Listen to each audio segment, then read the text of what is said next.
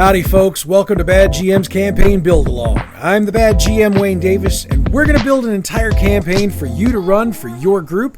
And if you use all the stuff we've built over the past 13 episodes, you're ready to start as early as tonight. Before we get into building our scenario this week, I wanted to address a question that started coming in as soon as last week's episode hit, and that's about what happened to the campaign debriefing I'd promised the episode before. Well, much as I had been ill and missed a week of podcast, I also missed a game night for the same reasons. So no game night, no debriefing for this show. However, we're all geared up and ready to go for tomorrow night, and with 2 weeks worth of campaign having been built, next week's show should have one heck of a recap on it.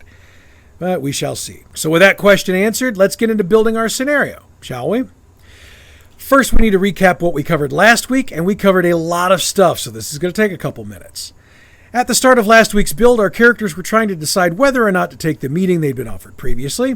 After realizing they knew nothing about Madame Teresa, who had sent the invitation, they tried to get information on her as well as on the meeting location. They weren't able to dig up anything on her, but they found out the meeting spot was an upscale cafe in the high-rent district of Denver. Attending the meeting, they came face-to-face with Madame Teresa.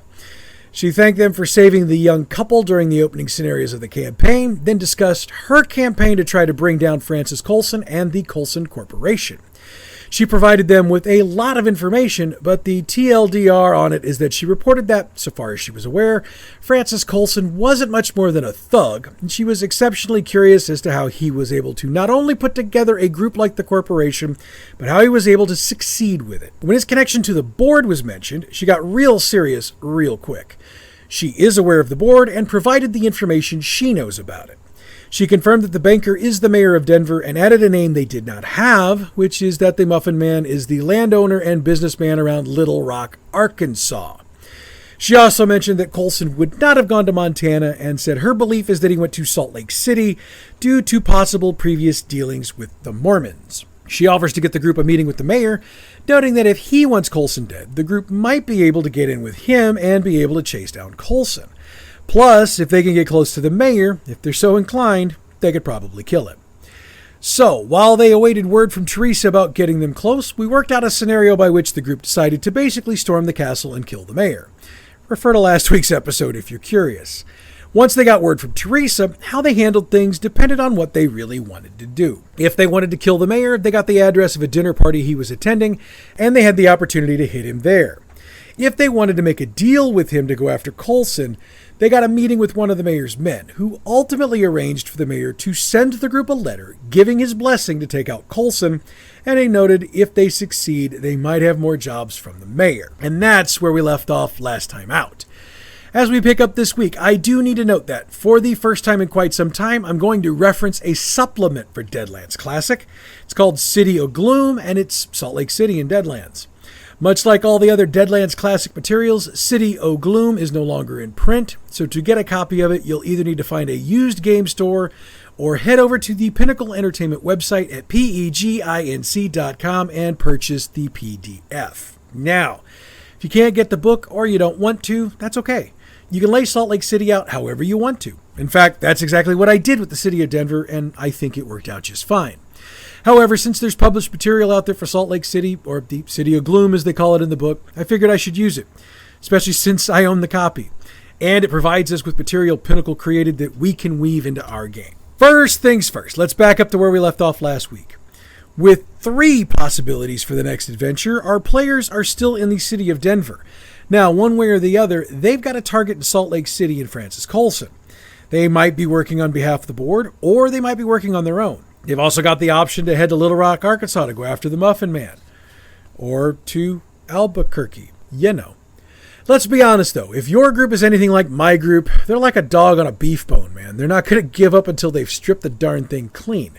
So, the options for getting to the City of Gloom vary depending on how the group handled things in Denver. If they handled things in a semi-clean manner, which would mean they got their job done without getting arrested, because if you'll remember, the worst-case scenario for killing the mayor gave them about an hour to get out of town, they've got the option to catch a train on the Denver Pacific Railroad directly to the city. However, if they got arrested, or if they didn't hurry up and get out of town before things get hairy, getting a train is going to be off the table, because every law enforcement officer and bounty hunter bad guy in Denver will be looking for them. So at that point, they're going to have to ride hellbent for leather to get out of town. If they have to get there on horseback, they're looking at about 600 miles of riding. But it's not 600 flat miles. And remember, the first 100 or so are going to be riding down out of the mountains. Then it'll be flatlands to the City of Gloom. Train trip's going to take about 2 days, roughly. If the group takes the train, we can skip forward to their appearance in the City of Gloom. So if that's the way your group is going to do it, disregard what comes next and skip ahead to my introductory flavor about the city itself. All right, if they're riding, let's continue on. First off, at about 35 miles per day of riding, which takes into account several stops for some rest and water, it'll take the group 17 days to get to the city. And that's not taking into account any encounters they run into along the way. And you know me, we're going to have some encounters. That being said, if you don't want to run your group through all the stuff I'm about to lay out, go ahead and skip ahead to the flavor text about the City of Gloom. You're not going to offend me. Hell, when it comes to my game night, I might just do it myself. However, if you do that, your group will miss out on the opportunity to pick up some bait chips, among some other things. Anyway, I wouldn't have any encounters coming out of the mountains. You can give the feeling that they're being chased, more for the purpose of tension than anything else. A good way to build that tension is to roll dice behind your DM screen, or behind something that will shield your dice from your players if you don't use a screen. And then just jot some words down on a notepad. Again, make sure your players can't see it. It can be whatever you want, and then just move on. Trust me, if you're looking to amp up the tension a bit, that is going to do it. Okay, once they get out of the mountains, they're going to be heading almost due east to Salt Lake City. In fact, they're going to be close enough, they'll be able to see the train run along from time to time. It's not like it's going to be that close, but they will see it in the distance. The encounters begin once they get out of the mountains themselves. Now, before we get into those encounters, we do need a bit of backstory. If you've got the PDF of City of Gloom, you can read all about it yourself. For those who don't have it or don't have it yet, let me do a summary of the situation here. In the world of Deadlands, the area that we know in the real world as the state of Utah is known as the state of Deseret. In the game timeline, Brigham Young decided, as the Civil War raged on, that Deseret would stay out of the war fray. Yes, he decided to name it Deseret and decided that it would be basically its own independent nation until the war had been concluded. Since, technically, the war hasn't been concluded, Deseret is still acting as its own autonomous entity. And Brigham Young is doing his darndest to keep it that way. Shane Lacey Hensley did a really good job of weaving actual history into the Weird West setting. So as you read through that text, Deseret is fully formed with an extremely interesting history. I should also note that Smith & Robards is based in Salt Lake City, so you might want to purchase the Smith & Robards PDF from Pinnacle while you're at it. I already own it, so I'll be pulling it out for this section for my group, but I'm not going to get too much into it during this part of scenario building. Having that book would be to your advantage as it details all the cool stuff Smith & Robards makes that your group might want to buy. Plus, with the factory here in town, they can purchase pretty much anything in the catalog without having to place an order and wait for shipping, in theory. Okay, so I've summarized some basics for you. Let's move on with the scenario building. Within a couple of miles of the group entering the state of Deseret, the group encounters a group of men equal to their own size. These men ride and act like they own the space they're in, which is technically true. These men, and they're all white men, are members of the Nauvoo Legion, which is Deseret's de facto army. The City of Gloom book has a template for the Legionnaires on page 87, so use that. Insofar as names, I'll leave that for you. Make one of them the obvious leader, and he'll be the one addressing the group. Oh, if you are not using City of Gloom, use the Gunslinger template that's available in the Player's Handbook. They're going to want to know why the group is coming into Deseret. Let's note that the Mormons of this setting are very distrusting of non-Mormons, so the group will have to tread lightly unless they just happen to have a member of the Mormons in their group, which I'm going to seriously doubt they do. So how they answer this question will go a very long way to determining how this encounter will go. Obviously, they're going to have to tread carefully around the Coulson situation. Now, I'm going to leave some of this to you, but the correct answer, roughly, is that they're tracking down someone who is dangerous to the Mormon Church, someone who kills indiscriminately and who cannot be trusted. Now, to get this line of BS over, they're going to have to make some rolls. Overall, tale-telling and bluff will work. Make the target number a 9. If they get a single success, they will get by, but barely. More than one success, and they will impress the Legionnaires enough that they will warn them about Skull Canyon and the Overlook Hotel. I'll explain those in a little bit. They'll also advise them to get closer to the rail line, as it will lead them directly into Salt Lake City without too many more disruptions. If they fail, the Legionnaires will attempt to arrest them. The charges are entering Deseret illegally for illicit business. Doesn't matter that the charges are bull. Remember, the laws of the US and the CS do not apply. Ergo, whatever kind of charges you think a theocracy would put into place, use them. And if you happen to be familiar with the tenets of the Church of Latter-day Saints, utilize their writings as you see fit. For the record, I am not vilifying the Mormons, nor am I trying to make fun of them or portray them in a negative light. Just so we're clear, it's a game. Roll with it. If they get past the Legion, give each player a white chip. Unless they just happen to head due north and basically run parallel to the train tracks, they'll have to pass Skull Canyon and the Overlook Hotel before they get to Salt Lake City. So let's discuss Skull Canyon. The warning the Legionnaires will give the group is that Skull Canyon is haunted. Basically, they believe something isn't quite right there, and they would encourage them to not head that way. But if your group is just nuts enough to try it, let me lay this out for you. Skull Canyon is where salt rattlers, which are definitely nasty monsters, live. They make their way out to look for food, which is typically human, and drag it back to the lair. It should also be noted that the King Rattler lives there as well, and he's definitely a big nasty. There's also another surprise there, but I think I'll leave that for you to read about the City of Gloom book on page 113. For whatever reason, I can't find stats for the Salt Rattlers. Maybe I missed it, maybe it's errata for the book.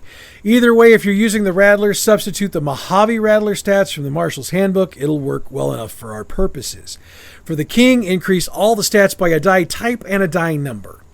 If they get into this encounter and survive, give each player a red chip. I say red chip because this is some pretty serious stuff. Now let's do a quick breakdown of the Overlook Hotel. The Overlook Hotel is populated by a very demented family known as the Whateleys. The family is a combination of supernatural, Hoosier, not in the good Indiana way, and absolute dementedness. Is dementedness a word? Yeah, well, I just used it, so it is now. Stats are provided on page 118 of the City of Gloom book, and small bios on each family member are there as well. Needless to say, if they run into the Overlook, they're going to have a heck of a time getting out, and some form of combat will probably take place. Think a supernatural version of Deliverance, and there are women involved. There you have it. And each player would get a red chip for managing to get themselves out of this. If the Legionnaires give a warning, it will be to avoid the Outlook at all costs, which is why they encourage the group to cut due north to the railroad tracks. Not only do they avoid the Overlook, but they dodge Skull Canyon as well. However, if they chose not to, just let those proverbial chips fall where they may. Once they get clear of that, they'll be entering Salt Lake City from the south. Now, let's pull the entire story together so we bring the group in if they rode in by train. There's obviously going to be a difference in where the group comes in, depending, but that's not really a big deal.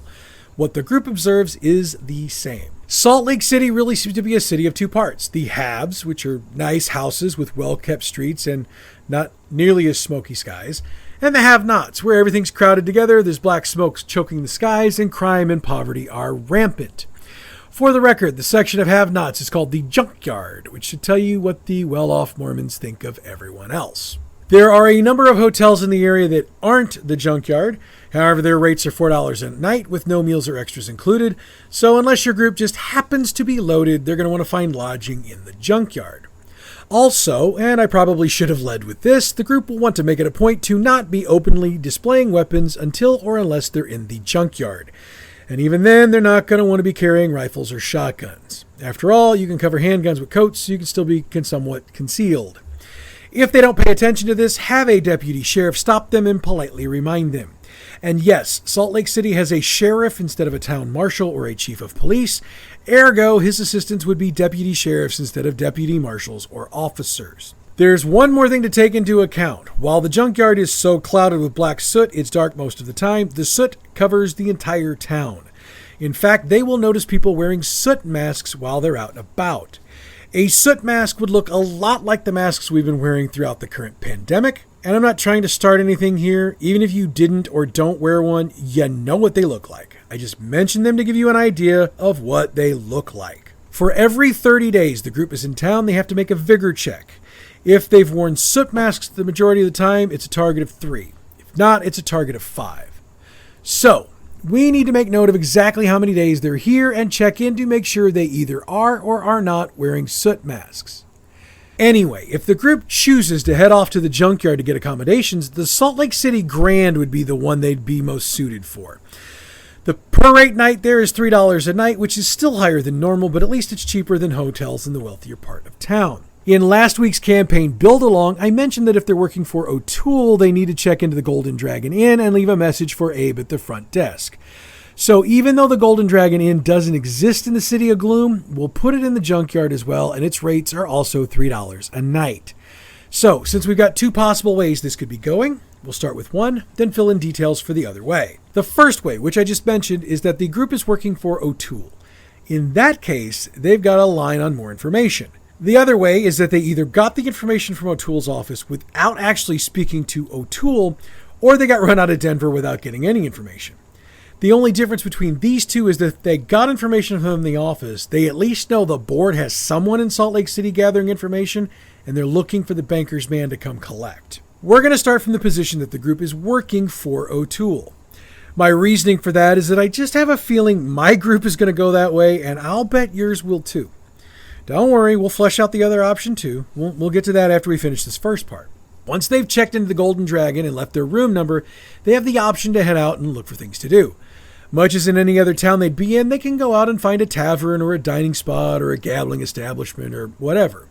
However, since the smog covering the junkyard means it's basically dark all the time, the group needs to be on their toes. I'd have them make scrutinized checks with a target number of 8. If they succeed, nothing happens. However, if anyone fails, a number of alley cats, which are detailed on page 109 of the City of Gloom Adventure, equal to the number of players, will attack. If you're not using City of Gloom, substitute in a number of gunslingers equal to 1 less than the total number of people in the group.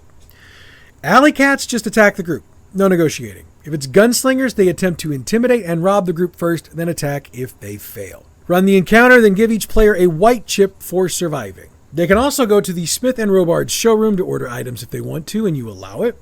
Run that however you want, and you can choose what they can get. After they head to bed for the night, they wake up to find a message slid under their door. It reads, Coulson staying at the Salt Lake City Hotel, guarded by a half a dozen heavy hitters. Maybe Mormons, I cannot confirm. Never leaves the hotel. A. So with that information in hand, now they've got a target. But we'll continue with that in a minute. If this is the direction your group has taken, skip ahead to the part where we start scoping out the hotel. For the other option, the group knows, or assumes at least, that Francis Coulson is in Salt Lake City. What they don't know is where he is or who might have information on him. So they'll have to get checked into a hotel, then begin working their charm. If you're using City of Gloom, this is where you get to work on your own. Figure out how many places detailed in that book the players could conceivably visit to try to get information, and use the usual rolls to see if they can gather anything. I'd set target numbers no lower than 6, but no higher than around 10, unless your group just has somebody with mad skills in one of the skills they like to use, then set the number higher to make it a challenge. For me, my group will have to spend about a week trying to find information. They'll run into various townspeople and shopkeepers. They'll also draw the attention of the Danites. Again, if you're using City of Gloom, you'll know they're basically the royal guard of the Mormon Church, which takes care of issues that the church needs taken care of. If you are not using City of Gloom, let's go with our favorite standby of gunslingers. In this case, these will be hired hands from the Mormon Church assigned to deal with things that they want dealt with but don't want to get their hands dirty doing. Again, using number equal to the number of players in the party. The players can try to negotiate, but the only thing the people coming after them want is for them to leave Salt Lake City and drop the Coulson topic. So this is going to probably result in a fight.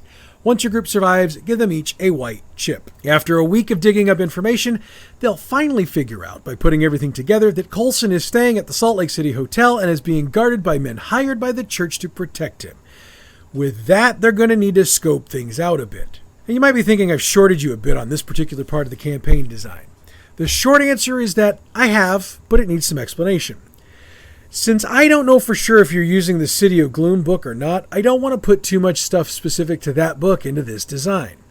By leaving things vague, this gives you the chance to include the kinds of things you would like to have your characters experience.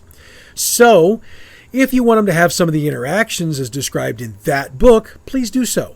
If you want to keep things vanilla because you want the group to move along to the next part, then do that as well.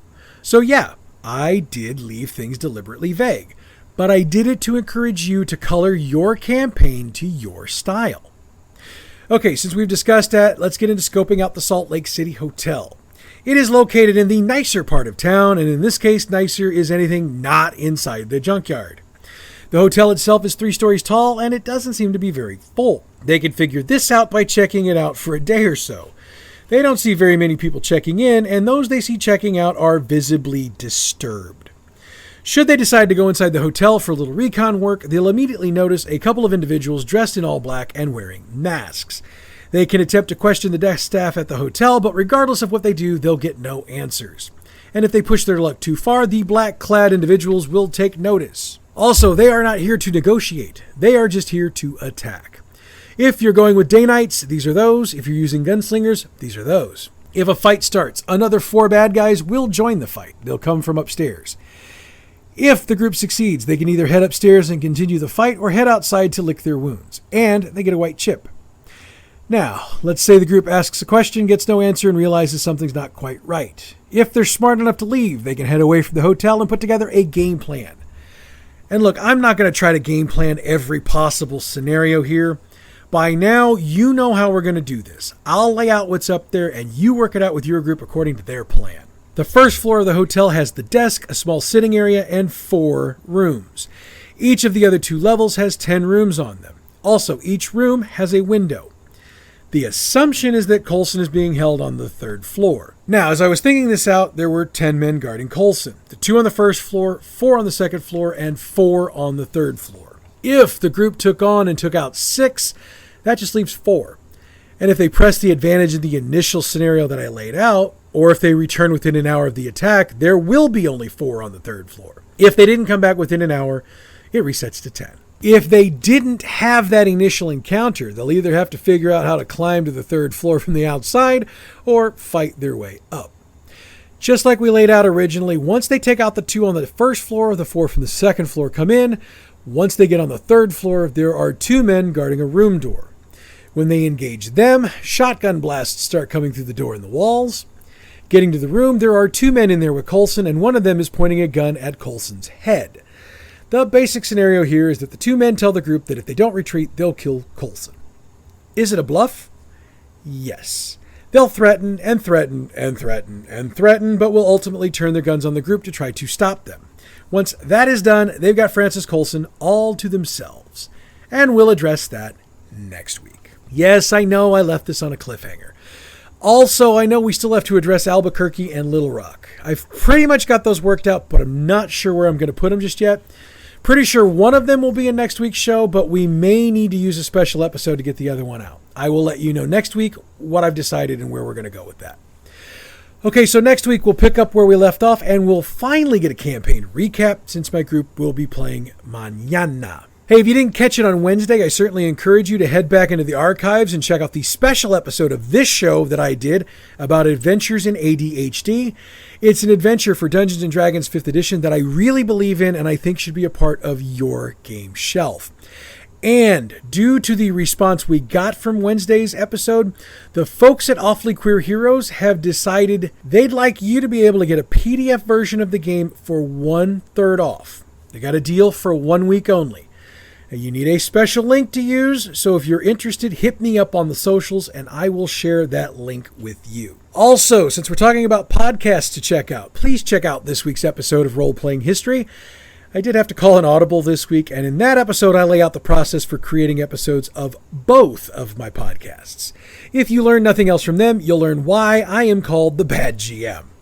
Just saying. Alrighty then, I do need to point out that all of the Deadlands Classic materials I reference on this podcast are the trademark, copyrighted products of Pinnacle Entertainment Group, and they are used here for entertainment purposes only. If you're interested in purchasing physical copies, check out their website at peginc.com. The music we use for this show comes from pixabay.com. Check them out for royalty-free, license-free music for your next project. Bad GM's Campaign Build-Along is a production of Bad GM Productions. Check us out on Facebook at facebook.com/Bad GM Productions, Twitter at Bad GMP, YouTube Bad GM Productions, and you can email us at badgmproductions@gmail.com. Next week, we figure out what the group will be doing with Francis Coulson and the aftermath of their decision. Until then, I'm the Bad GM Wayne Davis, and I'll see you at the gaming table.